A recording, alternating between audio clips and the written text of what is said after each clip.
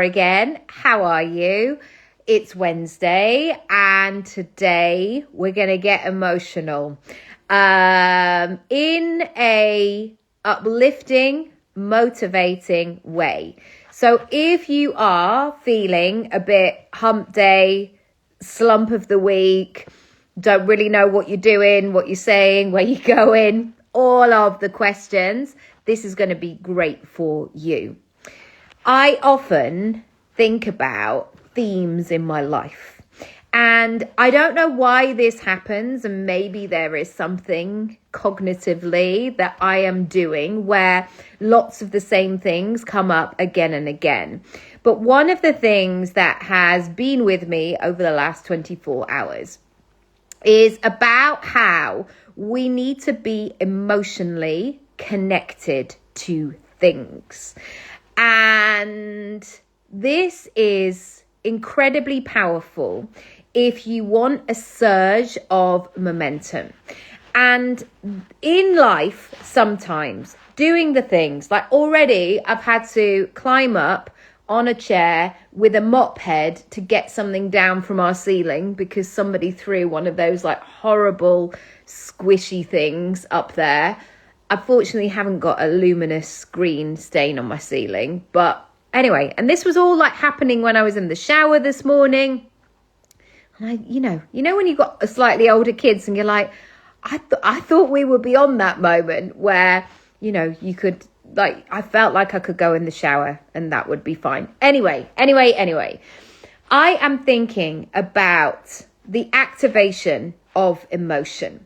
And what is the difference between you thinking about the thing, you knowing that you want to do the thing, and actually doing the thing? Now, the first conversation I had today was with a mum that I know. And she was talking about a book that she's read.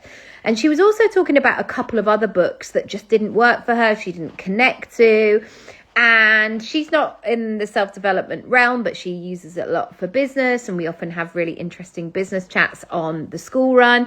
And I was saying, you have to work out what really works for you, because there will be some authors that speak to you. And even like within their library of things or a time, there are some books that I absolutely love that have been written. Like, for example, there's a book called The Universe Has Your Back by Gabrielle Bernstein. And that book will always be on my shelf. I really believe that it just reminds me of that time of early pregnancy with my daughter.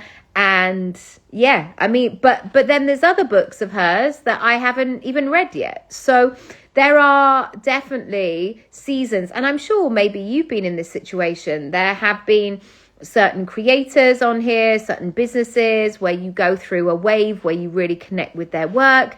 And then other times you just don't, and you just want to go somewhere else. You need something different. And we get to do that. There's so much choice. It's so brilliant. And the second thing is, there are some modalities that work brilliantly for some people, but not for others. So for me, sitting down, cross-legged, meditating, it's never really worked for me. Lying down and visualizing, I can do a little bit. I learned that skill at drama school back in 2000. But I have also realized that I am so much better when I walk. This is why I go to Hampstead Heath. This is why I run. This is why I go around the block. This is why if I'm struggling with what to say or do or clarify a thought, I move with it, because that really helps me to process and connect with my creativity. And so that's the first thing. That is the first thing. Like, you get to pick and choose what's going to help you. The second thing that can also be good to remember is that most of us, I believe, know what we need to do, know what works. We understand the crux of what is going to improve a situation. So, for example, if you wanted to improve your money situation, we know that you probably need more money coming in than money going out. It's those kind of equations. You want to lose weight, you want to have healthy food and exercise. I'm talking in very, very simple terms here. But that isn't the full picture. The full picture is who you are in that situation and what are the other parts of you that you've got going on. So financially, for example, it is down to so many other things: limiting beliefs, past experiences, the way that you approach money, how you feel about selling, how you feel about putting yourself out there, what if you earn more than your parents ever earned, like all of these elements. It's emotional. And so in order to do the work that is required in order to change that situation and move yourself from that place of like, I guess it's always been like this, it's always the same for me, this is just who I am, into somebody who is getting the results that you want, something needs to be the fuel to move you from one place to another. And this is why people talk about their rock bottoms, for example. I would never seek out a rock bottom. I never want to get to a rock bottom before I want to change or improve or do something differently. But sometimes that's the way that it happens. And you will have read enough stories or autobiographies or podcasts or videos or whatever it might be, or watch Parkinson in the 90s, to understand that meaning of a rock bottom. That moment where somebody gets to where they cannot go any further. They literally know that this is the moment of change. They cannot do this anymore. They have their own version of it. Now, for most of us, we do not want to wait or even allow ourselves to get to a rock bottom place. And so what we end up doing is just kind of bobbing along and doing the things that we've always done, and sometimes improving it a little bit, and sometimes, relaxing a little bit with it. And we just stay in the middle. We just bob along in that way. And yet our goals are bigger. Our goals are probably very clear. And yet what we have is that moment where we go, why is it not happening? I'm doing the stuff, but the goals are not getting any closer. And usually the reason is that there is a lack of emotional connection. There's a lack of activation that has occurred. Everything's a bit relaxed, a bit negotiable, we'll see what happens. Sometimes there's so much of the story of who you are and why you can't do it going on. We can't turn it down to connect with what we need in that moment. And so what I invite you to do is to re-look at your goals and ask yourself, are you invested? Are you connected? Are you emotionally in tune? Are you building a relationship with those goals? Or are you just writing them down as an equation? So the equation might be like, well, I've written them down and every day I look at them and each day I do one thing that helps me move forward, but yet I'm still not there. I invite you to ask yourself why you want what you want. And what is it about this goal right now that is urgent, that is pulling you forward, that is activating a part of you that once you see it, you can't unsee it. Once you hear it, you can't unhear it. Do you have an anchor? Do you have a phrase? Do you have something in you that goes, right, this is what it is? And this is not to say that it's always going to be perfect and always going to be easy to do. However, if you have a sense of knowing why you do what you do, it is going to be easier on those trickier days. So, some exercises I can give you today around this activation. You might use a certain period of time or a situation that activates you. And you need that really clear, even though it might be a bit triggering, it might be a bit difficult, that picture in your mind that goes, no, I won't go back there. And so it makes you move in the direction of what it is that you want. Maybe it's something that you want to prove to yourself. Maybe it's you showing up for the future version of yourself. Maybe it's a phrase or a person. Somebody told you you couldn't. Somebody said that things like that were not for you. Somebody said, nah, only people who do X, Y, and Z can do that. You're not the kind of person to do that. And already, as I'm saying these things, I'm getting a bit hot and like stirring these emotions. Because sometimes what I need, and I'm talking personally, and you will have what, as I say, we're all different.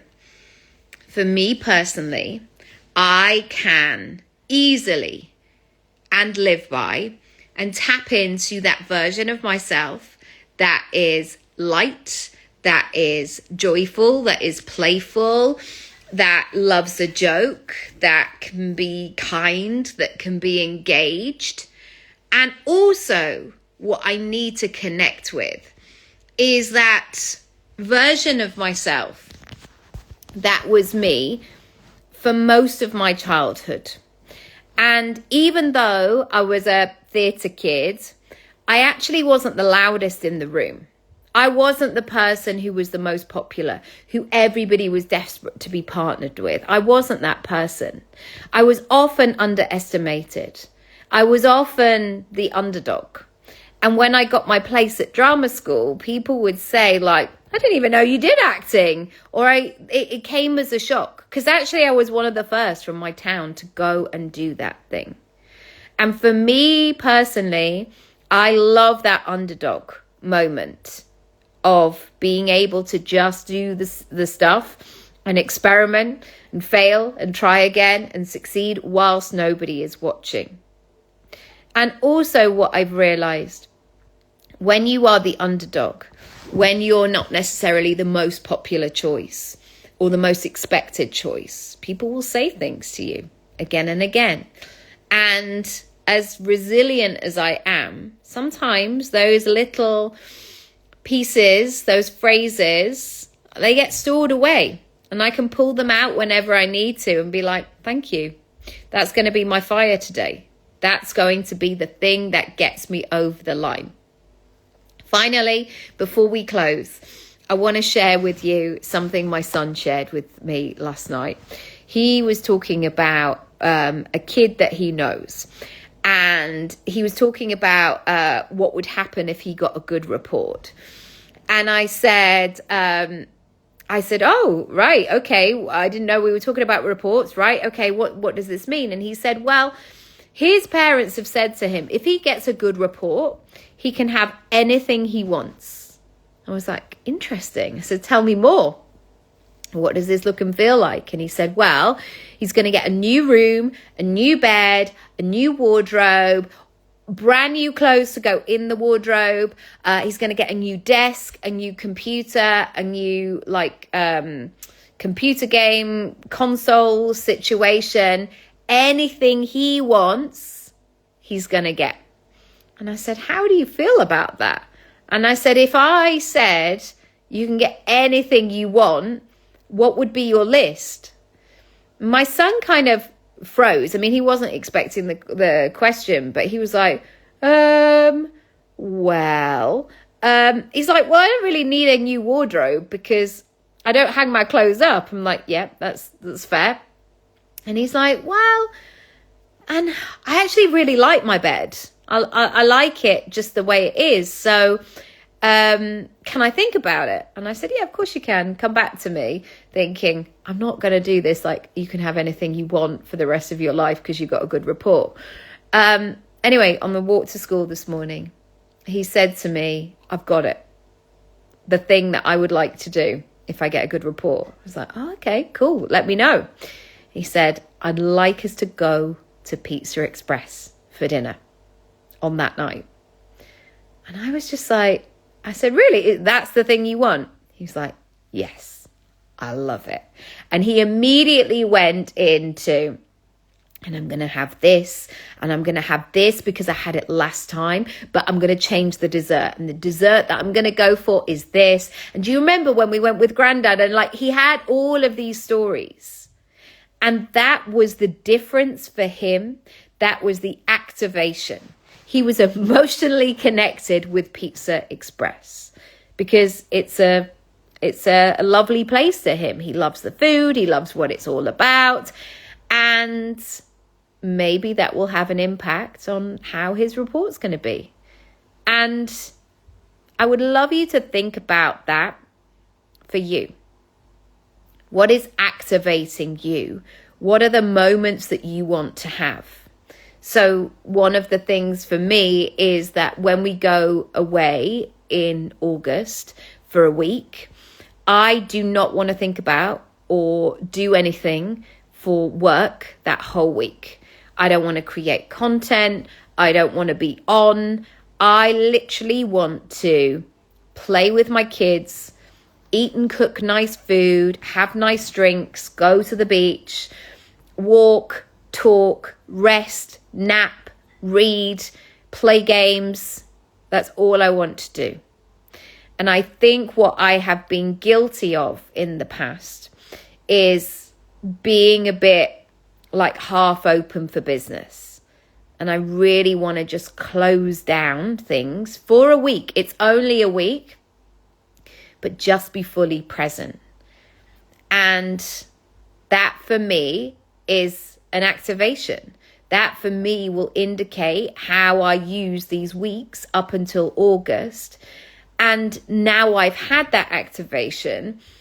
If I find myself on my holidays being a bit in and out and like not sticking to my word, it's going to hit me much harder because I created that activation. I created that why behind the scenes.